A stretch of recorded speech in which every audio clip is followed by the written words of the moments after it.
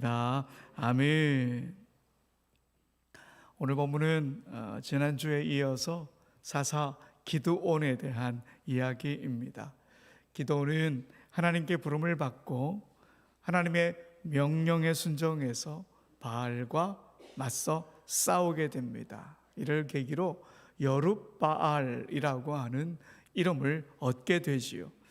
그런데 여룹바알이라고 하는 이름은 단순히 기드온의 별명이 아닙니다.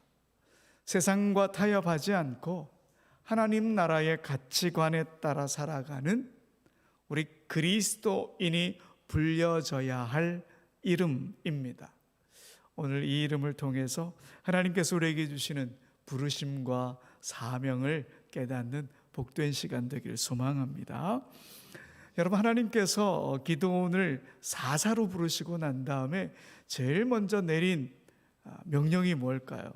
여러분, 25절 26절인데요 거기 보면 그날 밤에 여호와께서 기드온에게 이르시되 내 아버지에게 있는 수소 곧 7년 된 둘째 수소를 끌어오고 내 아버지에게 있는 바알의 제단을 헐며 그 곁에 아세라상을 찍고 또 이 산성 꼭대기에 내 하나님 여호와를 위하여 규례대로 한 제단을 쌓고 그 둘째 수소를 잡아 내가 찍은 아세라 나무로 번제를 드릴지니라 하시니라.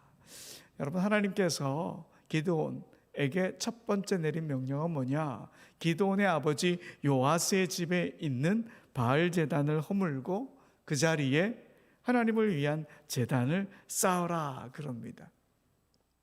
기드온은 두려웠지만 용기를 내어서 하나님의 말씀에 순종했습니다.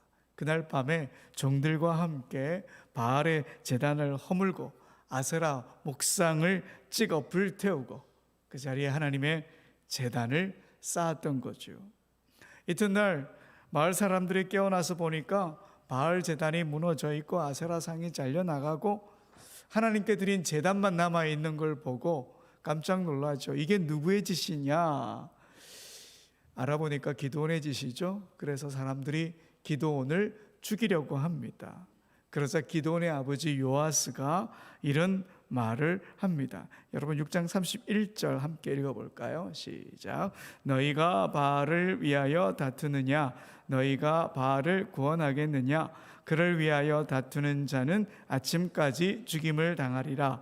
바알이 과연 신일진데 그의 제단을 파괴하였은즉 그가 자신을 위해 다툴 것이니라. 아멘.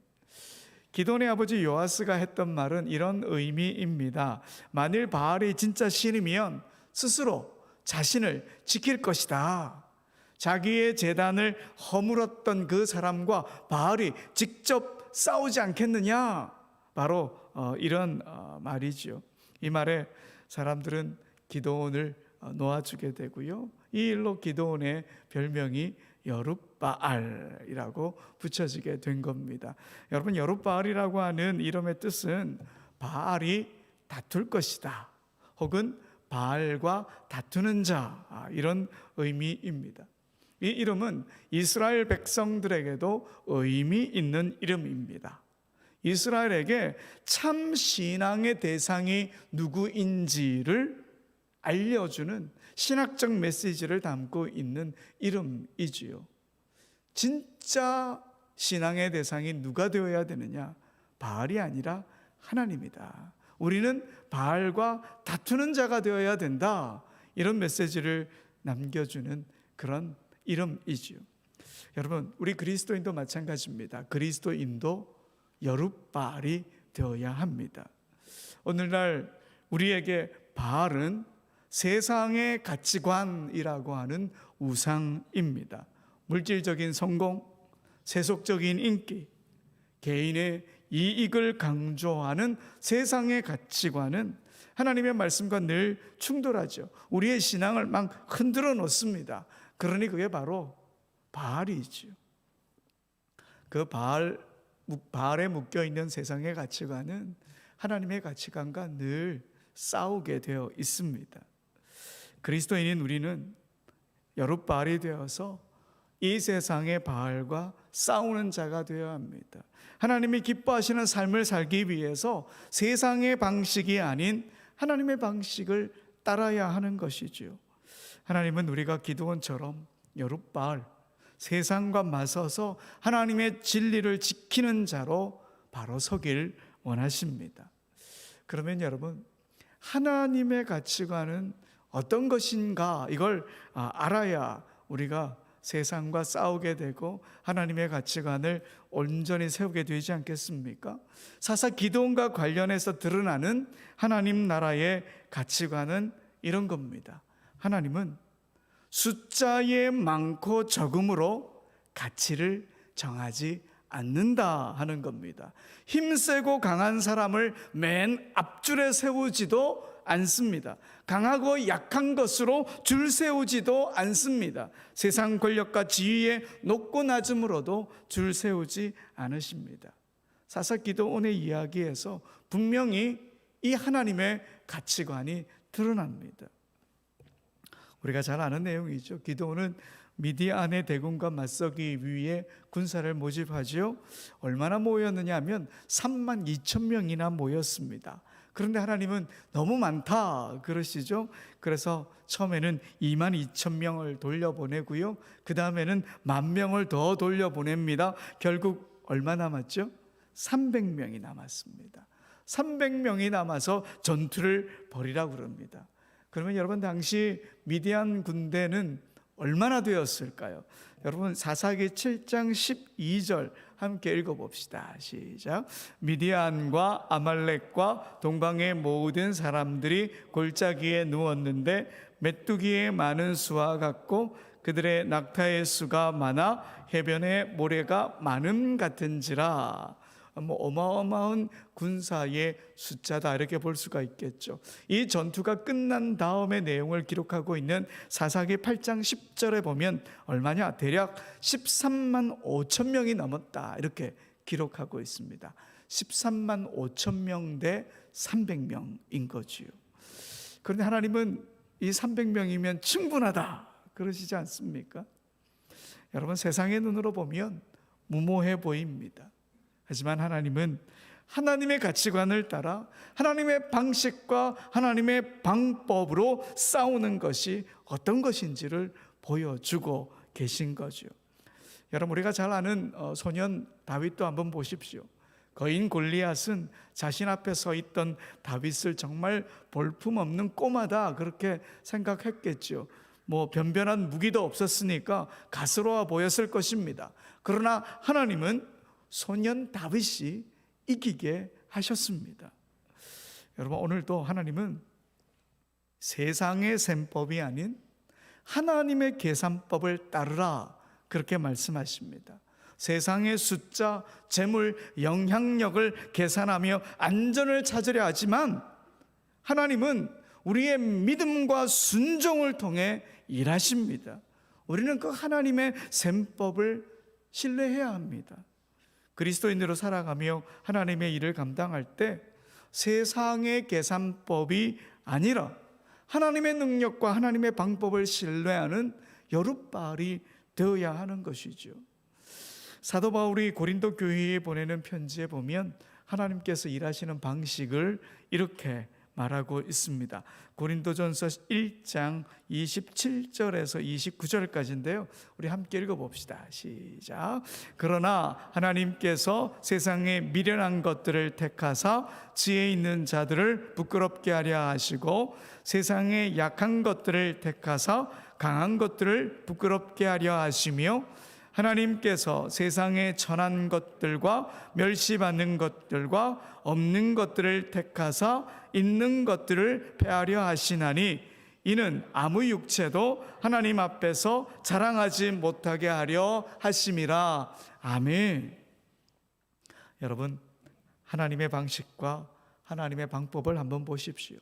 미련하고 어리석고 약해 보이는, 세상의 기준으로 보면 그렇게 약해 보이는 것, 그걸 통해 하나님은 일하십니다. 예수님이 지신 십자가도 마찬가지죠. 세상 사람들은 십자가를 미련한 것이다 이렇게 말합니다.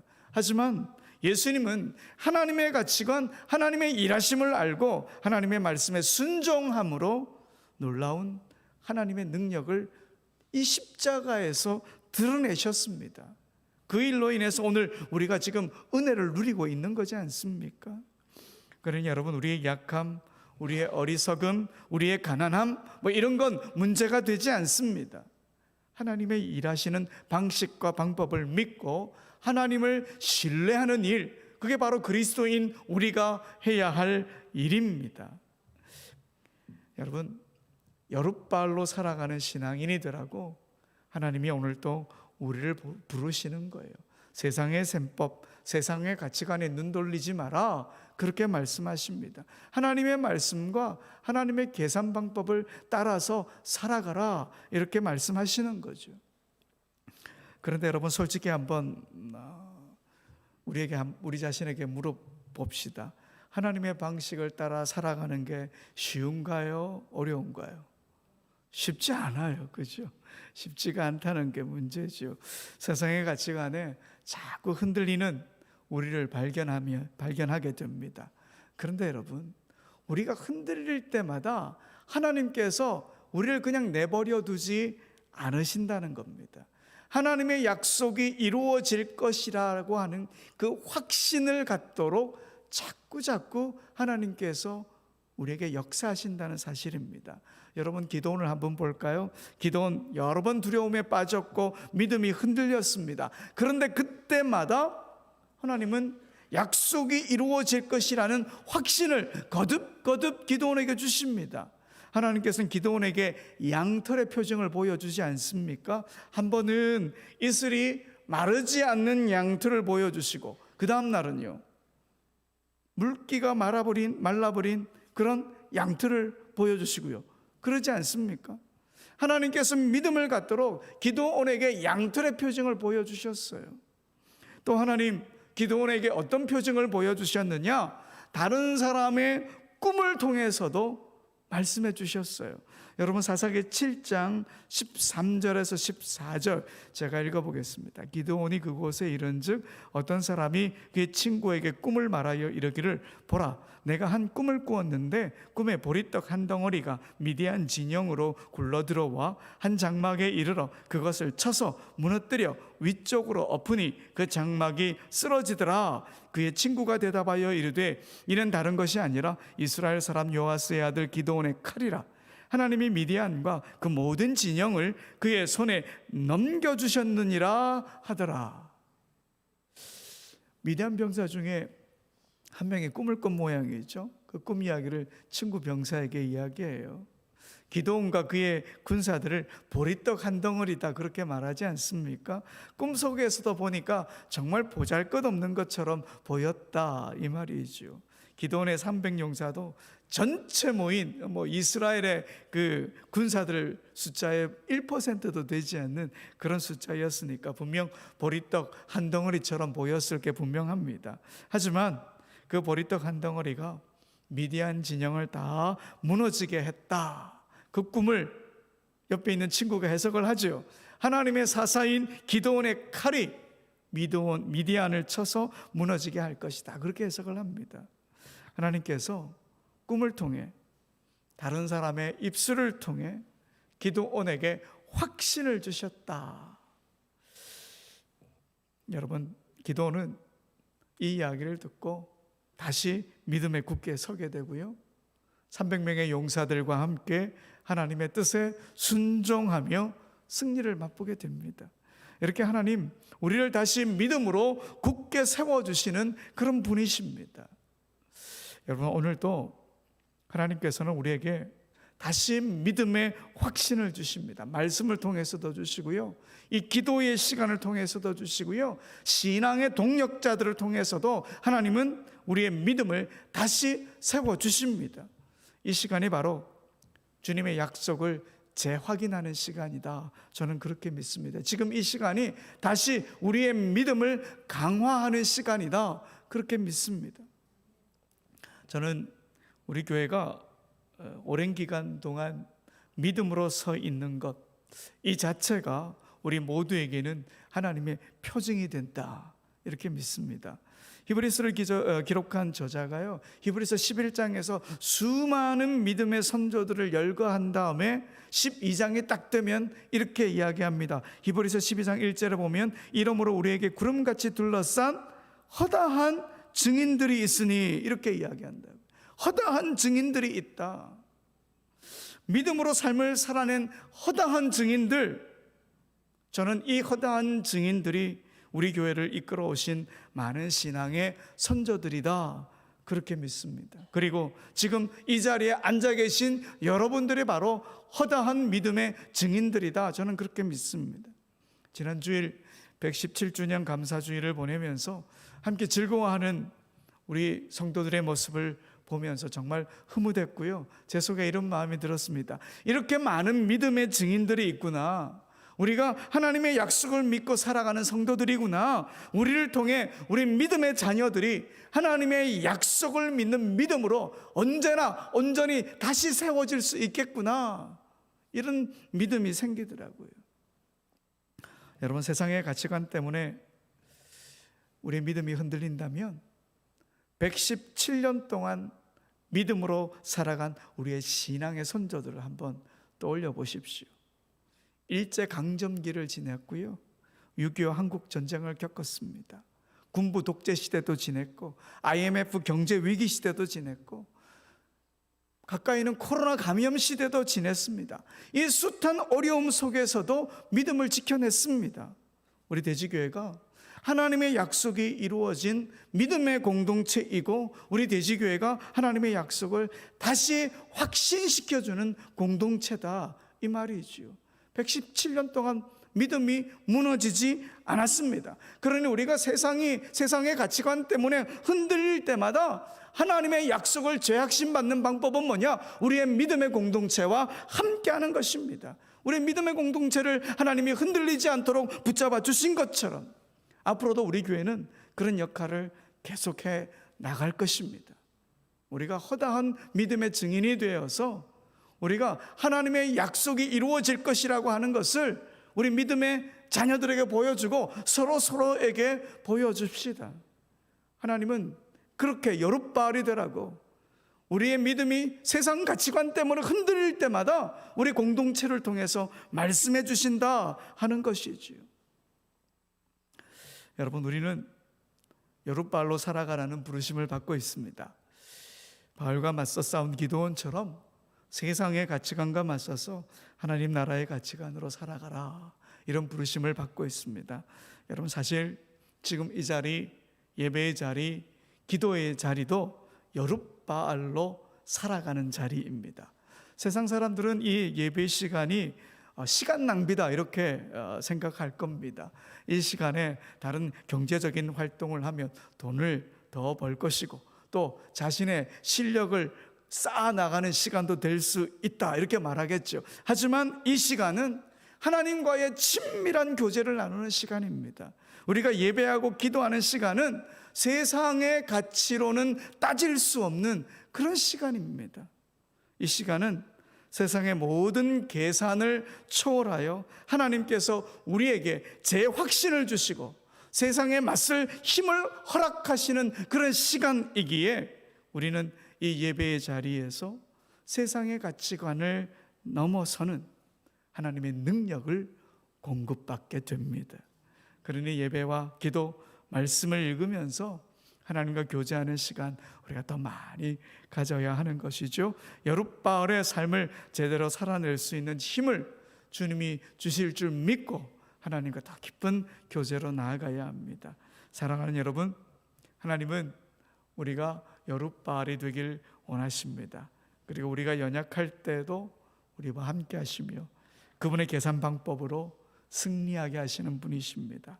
세상의 셈법에 매이지 않고 하나님께서 이미 우리에게 주신 우리 대지 공동체 안에서 약속을 재확인하며 우리가 여룻바알로 담대히 살아갑시다. 하나님께서 주신 말씀과 확신을 붙들고 세상의 기준이 아닌 하나님의 기준으로 살아가는 우리 모두, 여룻바알로 살아가는 우리 모두가 되길 간절히 소원합니다.